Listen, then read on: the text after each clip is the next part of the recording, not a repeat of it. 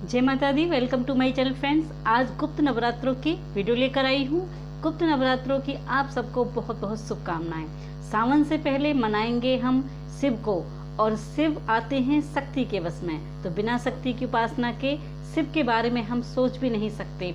अपनी ऊर्जाओं को और विस्तार देने के लिए हमें गुप्त नवरात्रों में नवाण मंत्र की साधना करनी चाहिए, हवन करना चाहिए, और हमें बहुत सारे नियमों का पालन करना चाहिए। तो वो नियम कौन से हैं?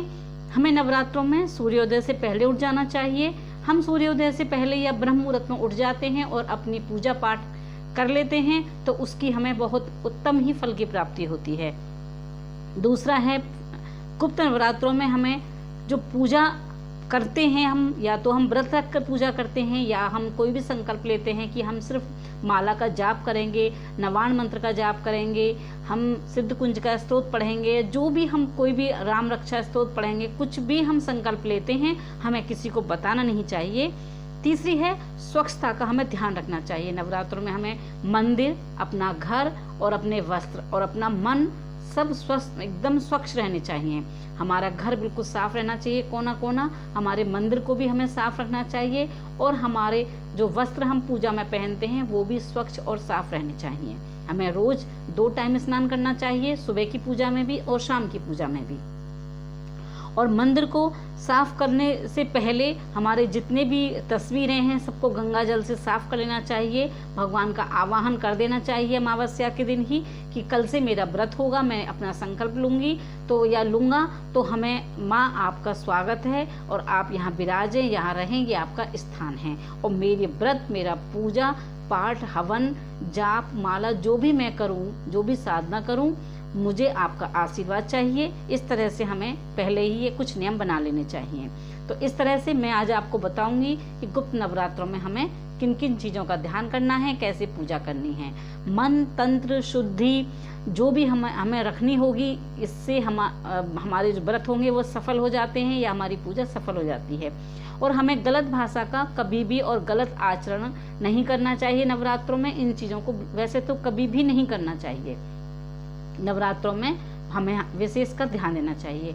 और गुप्त नवरात्रों में माँ को अनार का भोग और गुड़हल के फूल, ये हमें माँ की पूजा में विशेष तौर पर आपको ध्यान रखना है कि ये विशेष तौर पर आपको पूजा में रखने हैं। गुप्त नवरात्रों की सरल पूजा विधि बता रही हूँ मैं आपको, आप नोट कर लें। गुप्त नवरात्रों में माँ की 10 महाविद्याओं की पूजा की जाती है।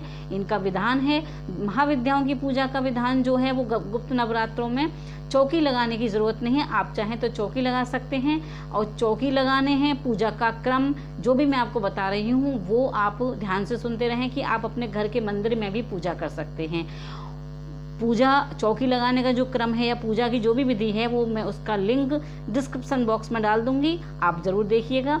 गुप्त नवरात्रों में रोज की सरलतम पूजा विधि, इस विधि से बता रही हूँ कि आप बहुत ही सरल से कर सकते हैं। ध्यानपूर्वक सुने।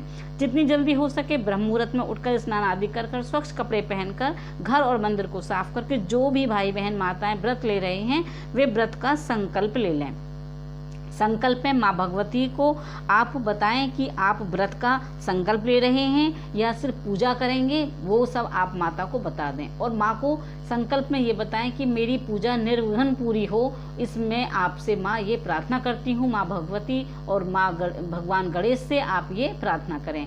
आप कलश की स्थापना करें, ज्वारे बोएं, और आप अखंड ज्योत भी जला सकते हैं। नहीं तो आप दोनों समय ज्योत जलाएं और पूजा करें। माँ को भोग अर्पित करें, और भोग में खीर का, लौंग बतासे का, पान सुपारी का, जायफल का, गूगल का, ये सब माँ को भोग लगाएं। पान जरूर चढ़ाएं माँ को।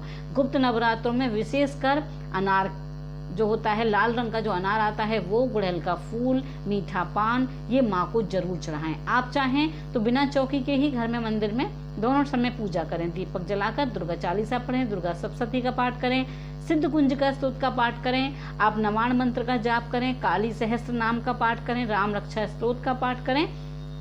गुप्त नवरात्रों में बहुत सिद्धिदायक होते हैं। अनुभव आपको होने लगेंगे। जब आप कोई भी मंत्र का आप जब साधना करेंगे तो आपको बहुत अच्छे अच्छे अनुभव होने लगेंगे। हर प्रकार की मनोकामना आपकी पूरी होगी।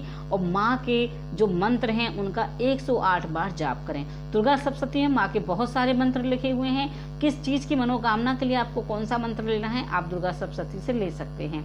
नहीं तो आप माँ का ओम क्रीम कालिकाय नमः, ओम दुम दुर्गाय नमः, इन मंत्रों के जाप भी कर सकते हैं। या ओम ऐम ह्रीम क्लीम चामुंडाय विच्चे, ओम ग्लूम हिम क्लीम जुम से ज्वाले ज्वाले ज्वल जल प्रज्वल प्रज्वल ऐं ह्रीं क्लीं चामुंडाय विच्चे ज्वल हम लम छम फट स्वाहा। आप इस मंत्र का जाप भी कर सकते हैं। ये सिद्ध कुंजिका स्त्रोत में लिखा हुआ है दुर्गा सप्तशती की पुस्तक में। आप किसी भी मंत्र को जो गुप्त नवरात्रों में करने लगते हैं, संकल्प लेते हैं, तो उसका आपको दशांश हवन अवश्य करना होता है। दशांश हवन का मतलब होता है कि जैसे आपने 5 माला रोज करी, 108 मंत्र जाप किए हैं, तो आपको जब वो 500 से ज़्यादा माला हो जाती हैं तो उसका 10वां भाग आपको हवन करना होता है। उतने ही मंत्र के जो जाप आपने किए हैं के 10वें भाग का आपको हवन में देना होता है। अष्टमी को आप हवन करें, कीर्तन करें, और 9वीं को आप पारण कर दें, कन्या जिमाएं, नहीं तो आप गाय को खिलाया है।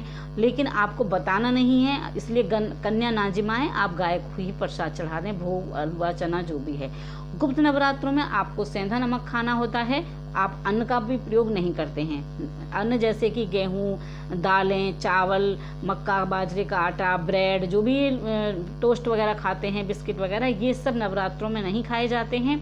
आपको सिर्फ फल, दूध, जूस, मूंगफली, मखाना, ड्राई फ्रूट जो होते हैं, नींबू पानी, चाय, ये सब आप ले सकते हैं, लेकिन आपको अन्न नहीं खाना होता है।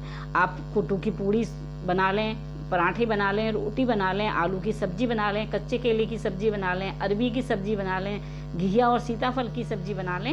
इस तरह से आप अपना व्रत करें, अन्न का प्रयोग बिल्कुल भी ना करें। तो ये मैं आपको नवरात्रों की पूजा विधि, आपको व्रत में क्या खाना चाहिए, हवन कैसे करना चाहिए बता रही हूँ।